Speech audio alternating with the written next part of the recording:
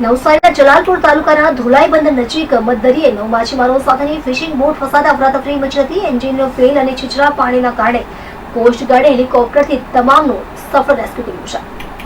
કૃષ્ણપુર ગામેથી વલસાડ થઈને ઓખા તરફ જઈ રહેલી જયમાલા નામની ફિશિંગ બોટ ધોલાઈ બંદરથી 2.5 નોટિકલ માઇલ દૂર પહોંચતા તેનું એન્જિન અચાનક બંધ પડી ગયું હતું। દરિયામાં માટીના ઢગલામાં બોટ ફસાઈ જતા અને તેમાં પાણી ભરાવા લાગતા બોટ પર સવાર 9 માછીમારોના જીવ જોખમમાં મુકાયા હતા। આ ઘટનાની જાણ થતાં જ જિલ્લા વહીવટીતંત્ર, ડિઝાસ્ટર કંટ્રોલ રૂમ અને કોસ્ટગાર્ડ સંયુક્ત ઓપરેશન હાથ ધર્યું હતું। પાણી છીછરું હોવાના કારણે કોસ્ટગાર્ડની મોટી રેસ્ક્યુ બોટ ઘટનાસ્થળે પહોંચી શકી નહીં, ત્યારે નવસારી કલેક્ટર મનીષ ગુરવાનીએ તાત્કાલિક કોસ્ટગાર્ડના ડીઆઈજીનો સંપર્ક કરી ચોપર મંગાવ્યું હતું। હેલિકોપ્ટર મારફતે એરલિફ્ટ કરી 3 માછીમારોને વલસાડના દાંડી કિનારે અને 6 લોકોને કોસ્ટગાર્ડ બેઝ પર સુરક્ષિત પહોંચાડવામાં આવ્યા હતા। માછીમારો શરૂઆતમાં લાખોની બોટ છોડવા રાજી ન હતા, ત્યારે હેલિકોપ્ટરના પાયલટે જલાલપુરના મામલતદાર મૃણાલદાન ઈસરાણી સાથે સેટેલાઇટ ફોન પર વાત કરાવી। મામલતદારે બોટ કરતાં જીવ વધુ કિંમતી છે કહી સમજાવ્યા બાદ તમામ એરલિફ્ટ માટે સહમત થયા હતા। બચાવાયેલા 9 માછીમારોમાં નવીન રાજુ રાઠોડ,